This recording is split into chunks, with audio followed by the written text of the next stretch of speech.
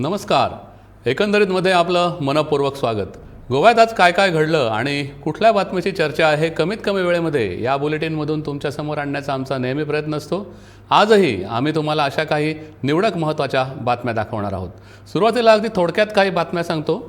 पहिली बातमी म्हणजे पंतप्रधान नरेंद्र मोदी 11 डिसेंबरला मोपा विमानतळाच्या उद्घाटनासाठी गोव्यात येणार आहेत. त्यामुळे पणजीतल्या फुटपाथची घाईघाईने डागडुजी सुरू झाली आहे. कला अकादमी आणि अन्य भागातल्या फुटपाथवर पेवर्स बसवण्यात येत आहेत, पण ही कामं इतक्या वेगात आणि कोणताही दर्जा न राखता केली जात आहेत की ते पाहिल्यावर पहिल्याच पावसात ती वाहून जाण्याची शक्यता आहे. पण सध्या तरी पंतप्रधानांच्या बाजूने समजा पंतप्रधानांच्या गाड्या या बाजूने गेल्यास तर किमान फुटपाथ तरी नवीन केलेले दिसू देत, म्हणून यासाठी ही घाई चालली असल्याचं लोक म्हणत आहेत. आता बातमी बघूया ती म्हणजे बेतोडा आणि बोरी या बेतोडा बोरी महामार्गालगत पार्किंग करून ठेवण्यात आलेले जे कंटेनर आहेत ते संतप्त नागरिकांनी हटवण्यास भाग पाडले.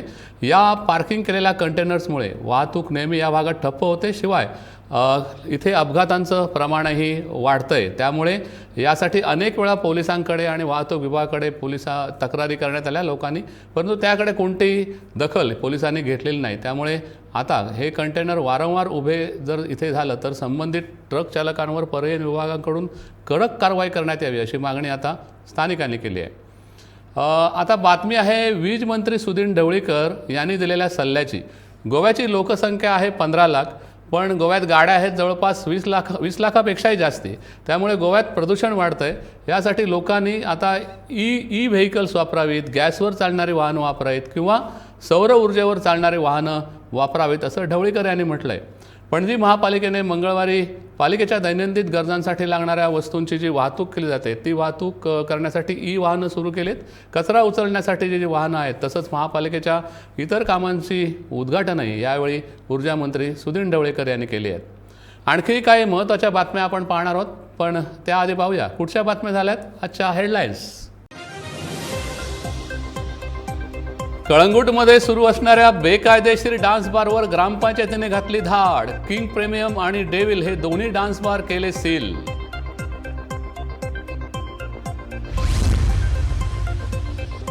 चर्चची जमीन हडपली जाते तर सर्वसामान्यांच्या जमिनीचं काय? कुठाळी चर्चच्या जागेतली अतिक्रमण हटवण्यासाठी मुख्यमंत्र्यांनी हस्तक्षेप करण्याची सिटीजन डेमोक्रेसीची मागणी.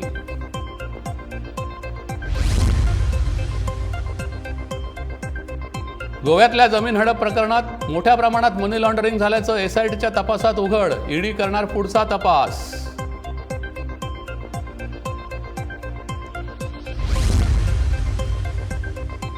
पुढच्या वर्षापर्यंत नक्की उभारू आंबेडकर भवन. डॉक्टर बाबासाहेब आंबेडकर यांच्या महापरिनिर्वाण दिनानिमित्त मुख्यमंत्री डॉक्टर प्रमोद सावंत यांचं आश्वासन.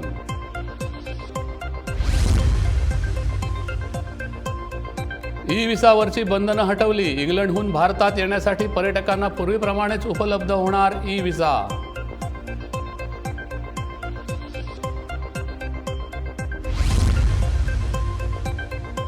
आणि गोव्यात अजूनही 60,000 चौरस मीटर खड्डे शिल्लक. गोवा मुक्ती दिनी गोव्याला खड्डेमुक्त करणार असल्याचं PWD मंत्र्यांनी दिली ग्वाही.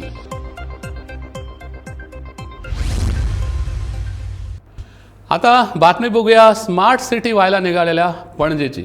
स्मार्ट सिटी प्रकल्पाचा भाग म्हणून गेल्या काही महिन्यांपासून पणजीत रस्त्यांची कामं सुरू आहेत.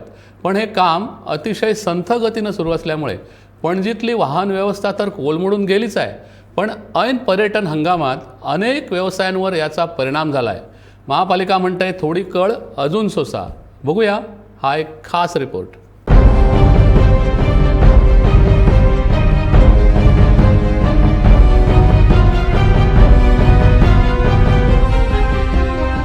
तुम्ही पणजीत आलात तर या दिवसात तुम्हाला पणजी जागोजागी खणलेली दिसेल.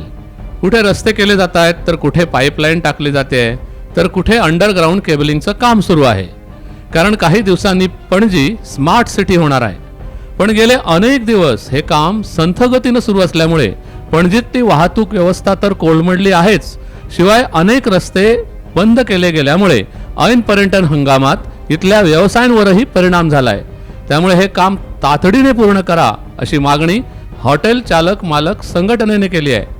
जेन्ना स्मार्ट सिटीन काम चालू असता तें काम सुद्दां टायम बाउंडान जावपाक जाय. स्मार्ट सिटीचं काम असलं म्हणून काय झालं, ते वेळेत पूर्ण व्हायला हवं. गेल्या वर्षी सुरू झालेला नाला दुरुस्तीचं काम 1 वर्ष झालं तरी अजून पूर्ण नाही. कामपाल समोरचा रस्ता गेले 6 महिने सुरू आहे. उद्या कोण अत्यवस्थ असेल तर ॲम्ब्युलन्स सुद्धा त्यांच्यापर्यंत पोहोचणार नाही. कुठे आग लागली तर फायर ब्रिगेडची गाडीही पोहोचू शकणार नाही, अशी अवस्था आहे सध्याची. अनेक दुकानांच्या समोर खणून ठेवल्यामुळे त्यांचे मार्ग बंद झालेत. त्यांचा धंदा बुडालाय. हे लवकरात लवकर व्हायला हवं. स्मार्ट सिटी सर्वांनाच हवी आहे, पण लोकांना इतका त्रास होता कामा नये. 50% सकयल गेल्ले आसा. पणजेन सिटी आतां नॅपच्यून हॉटेला कडेन सगळे बंद केल्या. महालक्ष्मी देवळा समोर ते समजा कितें जाय तर एक्सीस बँकीन वतलो, थंय अपरान म्हणून ज्वेलरी शॉप आसा, बिचोली अर्बन बँक आसा, वेगळ्यो वेगळ्यो बँक्यो आसा, सोनीचो शोरूम आसा, पूण थंय सगळे धंदोच गेलो. कळ्ळें, एक्सेसूच ना लोकांक वचपाक थंय. त्या खातीर जाता तितकें बेगीन करपाक जें कितें थोडोसो त्रास जातलो. इनिशियल कसल्याय गोश्टीक इजी जायना, खबर आसा थोडो त्रास जातलो, पण कितको त्रास हे फटाफट करून 1-2 महिन्या भितर कंप्लीट करून दिवपाक जाय. पणजी महापालिकेने मात्र या कामाला पुरेसा वेळ द्यावाच लागणार असल्याचं म्हटलंय. पुढच्या 15 वर्षात रस्ते खोदण्याची गरज लागणार नसल्यामुळे या कामाला वेळ लागणार असून मार्च 2023 पर्यंत पणजीतले रस्ते पूर्ण केले जातील असं म्हटलंय. कामं चांगली व्हायची असतील तर लोकांनी थोडी कळ सोसली पाहिजे असं महापौरांचं म्हणणं आहे. All of the works have been tendered at the same time. Okay, that is why also there is a slight issue because सगळ्या कामांच्या निविदा एकाच वेळात दिल्यात म्हणून हा थोडासा प्रश्न निर्माण झालाय. आम्हाला 31 मार्च पर्यंत कामं पूर्ण करायची आहेत. लोकांनी समजून घेतलं पाहिजे की आम्ही सर्व विभागांच्या कामांचा रोज आढावा घेत आहोत. जी कामं संत गतीनं सुरू आहेत त्या कामांचा दर 15 दिवसांनी आढावा घेतला जाईल. हे काम सोपं नाही.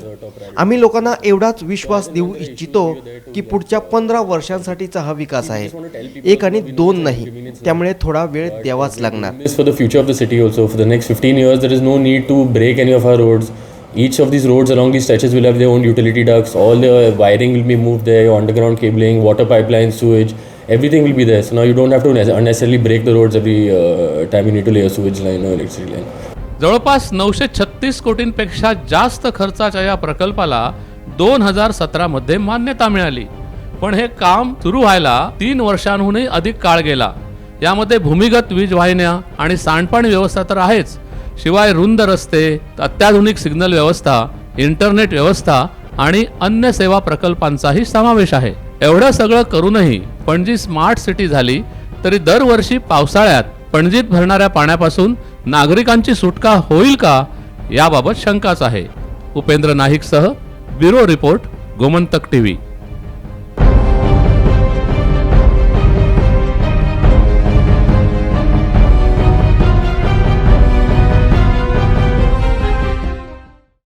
एकंदरीत मध्ये आज इतकंच. जाता जाता आठवण करून देतो की गोव्यातल्या ताज्या आणि अचूक माहितीसाठी गोमंतक टीव्ही या आमच्या यूट्यूब चॅनलला जरूर सबस्क्राईब करा.